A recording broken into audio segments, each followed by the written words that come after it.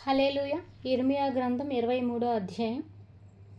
యెహోవా వాక్కు ఇదే, నా మందలో చేరిన గొర్రెలను నశింపచేయుచు చెదరగొట్టు కాపరులకు శ్రమ. ఇశ్రాయేలు దేవుడైన యెహోవా తన జనులను మేపు కాపరులను గూర్చి ఇలాగు సెలవిచ్చుచున్నాడు. మీరు నా గొర్రెలను గూర్చి విచారణ చేయక నేను మేపుచున్న గొర్రెలను చెదరగొట్టి పారదోలుతిరి. ఇదిగో, మీ దుష్క్రియలను బట్టి మిమ్మును శిక్షింపబోచున్నాను. ఇదే యెహోవా వాక్కు. మరియు నేను వాటిని తోలివేసిన దేశములన్నిటిలో నుండి నా గొర్రెల శేషమును సమకూర్చి తమ దొడ్లకు వాటికి రప్పించెను.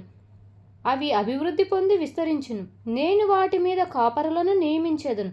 ఇక మీదట అవి భయపడకుండాను బెదిరిపోకుండాను వాటిలో ఒకటైనను తప్పిపోకుండాను వీరు నా గొర్రెలను మేపెదరు. ఇదే యెహోవా వాక్కు. యెహోవా ఇలాగు ఆజ్ఞ ఇచ్చుచున్నాడు.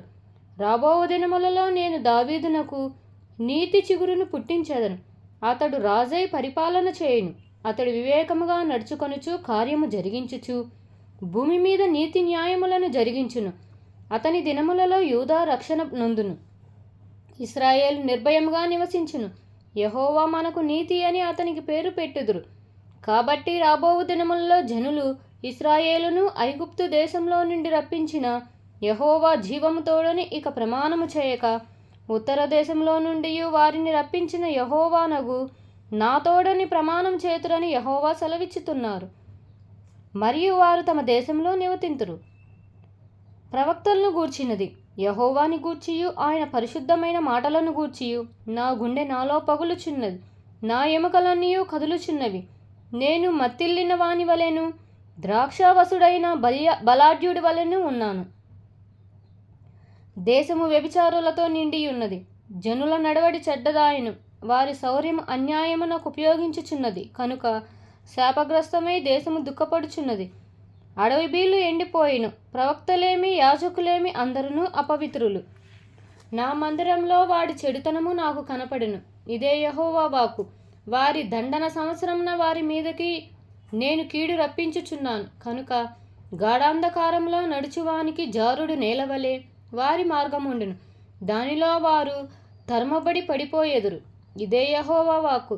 షమ్రోను ప్రవక్తలు అవివేక క్రియలు చేయగా చూచితిని. వారు బయలు పేరట ప్రవచనము చెప్పి నా జనమైన ఇశ్రాయేలును త్రోవ తప్పిరి. యెరూషలేము ప్రవక్తలు ఘోరమైన క్రియలు చేయగా నేను చూచితిని. వారు వ్యభిచారులు, అసత్యవర్తనులు. ఎవడునూ తన దుర్మార్గత నుండి మరలక దుర్మార్గుల చేతులను బలపరచుదురు. వారందరూ నా దృష్టికి సొదొమ వలనైతిరి, దాని నివాసులు గొమొర వలనైతిరి.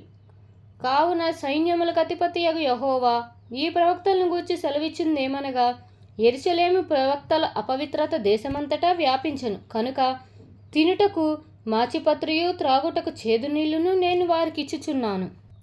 సైన్యములకు అధిపతియగు యెహోవా ఇలాగు సెలవిచ్చుచున్నాడు. మీకు ప్రవచనములు ప్రకటించు ప్రవక్తల మాటలను ఆలకింపకుడి.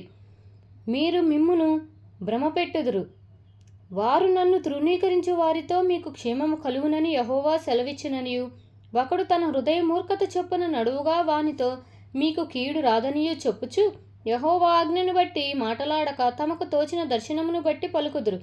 యెహోవా మాట విని గ్రహించినట్లు ఆయన సభలో నిలిచివాడెవడు? నా మాటను గ్రహించినట్లు దాని లక్ష్యము చేసిన వాడెవడు? ఇదిగో యెహోవా వాక్కు. మహా ఉగ్రతయను పెనుగాలి బయలు వెళ్ళుచున్నది. అది భీకరమైన పెనుగాలి. అది దుష్టుల తల మీదకి పెళ్ళును దిగును. తన కార్యమును సఫలపరచు వరకు, తన హృదయాలోచనలు నెరవేర్చు వరకును యెహోవా కోపము చల్లారదు. అంత్య దినములలో ఈ సంగతిని మీరు బాగుగా గ్రహించుదురు. నేను ఈ ప్రవక్తలను పంపకుండినను వారు పరిగెత్తి వచ్చెదరు. నేను వారితో మాటలాడకుండినను వారు ప్రకటించెదరు. వారు నా సభలో చేరిన వారైన ఎడల వారు నా మాటలు నా ప్రజలకు తెలియజేతురు. దుష్క్రియలు చేయక వారు దుర్మార్గమును విడిచిపెట్టినట్లు వారిని త్రిప్పియుందురు. ఇదే యెహోవా వాక్కు. నేను సమీపమున ఉండు దేవుడను మాత్రమేనా? దూరమున నుండు దేవుడను కానా? యెహోవా సెలవిచ్చిన మాట ఏదనగా, నాకు కనబడకుండా రహస్య స్థలములలో దాగగలవాడెవడైనా కలడా? నేను భూమి ఆకాశముల అంతటా నన్ను ఉన్నవాడను కానా? ఇదే యెహోవా వాక్కు. కలకంటిని అని చెప్పుచు నా నామమున అబద్ధములు ప్రకటించు ప్రవక్తలు పలికిన మాట నేను వినియున్నాను. ఇక నెప్పటి వరకు ఇలాగున జరుగుచుండును. తమ హృదయ కాపట్యమును గురించి అబద్ధములు ప్రకటించి ప్రవక్తలు దీని నాలోచింపరా? బయలును పూజింపవలనని తమ పితరుల నామమును మరిచినట్లు వీరందరూ తమ పొరుగువారితో చెప్పు కలల చేత నా జనులు నా నామమును మరచునట్లు చేయవలనని యోచించుచున్నారా? కలకలిన్న ప్రవక్త ఆ కలను చెప్పవలెను. నా వాక్కు ఎవనికుండినో వాడు సత్యమును బట్టి ఆ మాట చెప్పవలెను. ధాన్యముతో చెత్తకు ఏమి సంబంధము? ఇదే యెహోవా వాక్కు. నా మాట అగ్ని వంటిది కాదా? బండను బద్దలు చేయు సుత్తె వంటిది కాదా? కాబట్టి తమ జతవాని యొద్ద నుండి నా మాటలను దొంగలించు ప్రవక్తలకు నేను విరోధిని. ఇదే యెహోవా వాక్కు. స్వేచ్ఛగా నాలుకలను ఆడించుకొనుచు దేవోక్తులను ప్రకటించు ప్రవక్తలకు నేను విరోధిని. ఇదే యెహోవా వాక్కు.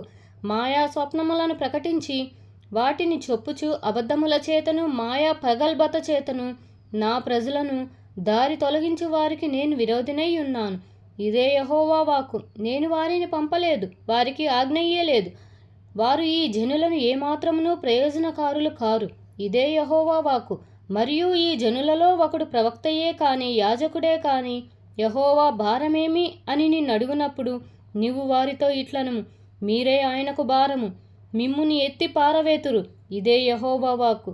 మరియు ప్రవక్తయే కాని యాజకుడే కాని సామాన్యుడే కాని యెహోవా భారమును మాట ఎత్తువాడైనను వానిని వాని ఇంటి వారిని నేను దండించదను.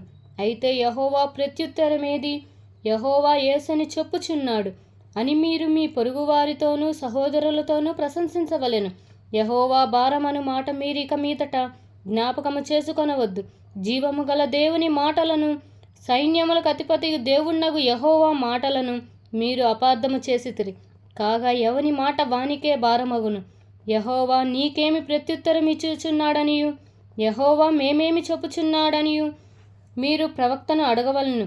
కానీ యెహోవా భారమను మాట మీరెత్తిన ఎడల అందును గూర్చి యెహోవా ఇలాగు సెలవిచ్చుచున్నాడు, మీరు యెహోవా భారమను మాట ఎత్తద్దని నేను మీకు ఆజ్ఞ ఇచ్చినను మీరు యెహోవా భారమను మాట ఎత్తుచూనే ఉన్నారు. కాగా నేను మిమ్మల్ని ఎత్తివేయుచున్నాను. మీకును మీ పితరులకును నేనిచ్చిన పట్టణమును నా సన్నిధి నుండి పారవేయుచున్నాను. ఎన్నడనూ మరువబడని నిత్యాపవాదమును నిత్య అవమానమును మీ మీదకి రప్పించెదను.